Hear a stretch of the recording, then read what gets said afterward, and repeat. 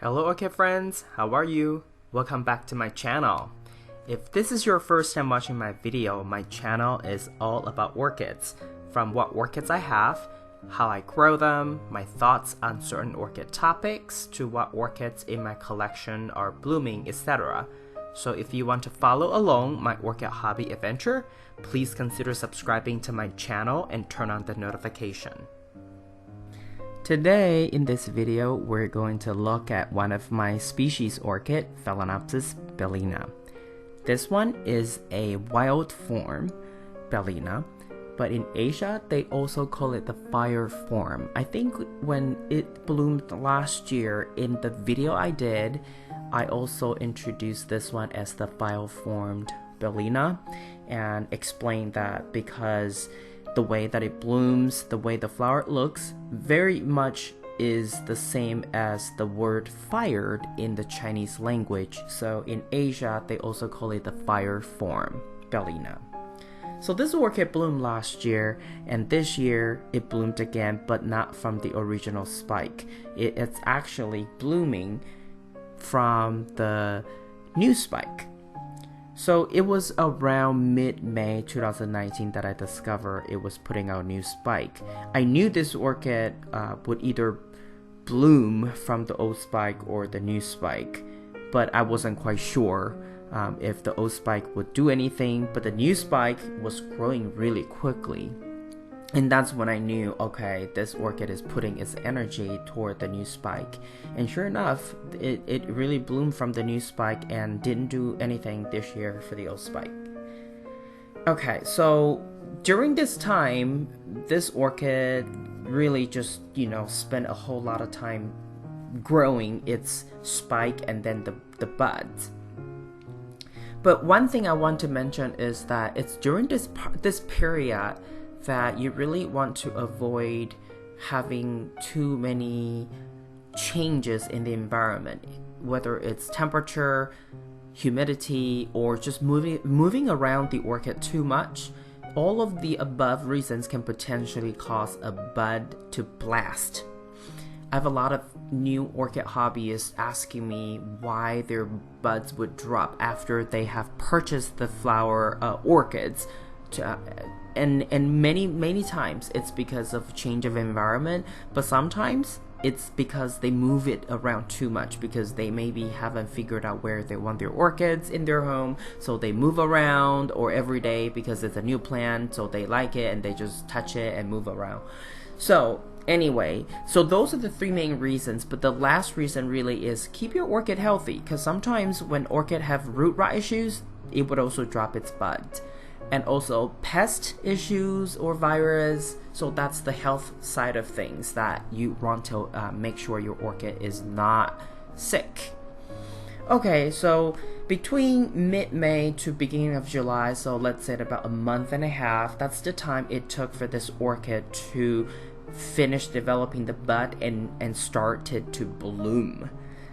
And this orchid, as usual, is fragrant and is really nice in the morning for sure, because the fragrance is always stronger in the morning and then it starts to dissipate as time goes on. And usually in the afternoon, in the mid-afternoon, you can only smell very little fragrance, and then well into the evening, in the evening you can't smell anything. This orchid currently is grown in the no drainage hole moss growing method, and it really likes it. At first, I wasn't quite sure, so I was testing out this method, and at the time, this orchid, before I repotted it, it was in an 8-ounce cup. And this orchid liked it so much that it grew its roots inside, and then from inside of the cup, from the bottom of the cup, the roots come back out. So it's essentially, this orchid had a lot of aerial roots, but then I decided that I really had to repot it because I really want to ensure that this orchid has enough roots inside the media to be able to absorb enough water and nutrients to grow even better. So that's what I did. So the cup that you're seeing in the video is a 16-ounce cup, and this is a repot after the repot already, and since then many roots have grown even longer. So I would say this orchid is relatively established in this cup, and you may have already seen the largest leaf is the newest leaf, or the newest leaf is the largest leaf. So I know this orchid is definitely on the rather healthy, happy side. In terms of care, I generally only use water, pure water without fertilizer, once a month to soak this orchid. I will fill up the water until about 80 or 90% level, and then just let it soak for a while. And then I would dump out the water and drain it, tilt the cup until there's no more water dripping, no water drops coming out of the cup. And that's when I know that this orchid media is completely saturated, but not too saturated to a point where there is excess water at the bottom of the cup. And if you're not sure, always come back half an hour later to see if there's still water at the bottom of the cup. And if there is, and you think that that's too much, that's not going to get absorbed or evaporated quickly, then tilt your cup again, and usually that excess of water would flow out pretty easily. And this orchid, in terms of fertilizer, gets quarter strength fertilizer, and because it's in a cup without drainage holes, so every time the quarter strength fertilizer is given, the amount of water I give this orchid is anywhere between 1/8 of a cup or quarter cup. I usually do 1/8 of a cup, so it's very little water for a whole week, to last for a whole week. But depending on the humidity, if I know that this orchid, for example, like if my environment is really dry and I know for the next few days it's just always going to be sunny, then I would usually up the water amount a little bit more, so it'll be closer to the quarter cup amount that I give to this orchid. And then I just add it to the bottom, add it into the cup and forget about it for another 7 days or so. So I have two bellinas, and the one on the right is the original form. They all bloom right around the same time. So this is kind of the bonus footage that I wanted to show you in case you missed the other video that I did on the original typical form bellina. And our star today is the one on the left, but they all have similar fragrance. Personally, I don't think that their fragrance smell any different, just because their shape, the flower shapes are different. They both have sequential blooming characteristics.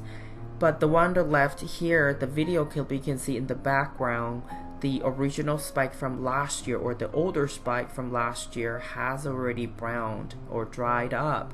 So that's when I would cut a flower spike. For all my orchids, even if they don't have sequential blooming capability, I keep their spike as long as the spikes are green. Because I am in the school where I'm part of the school of thoughts where we believe there is sap inside the flower spike that can potentially have beneficial nutrients that the orchid can recycle back into the plant itself.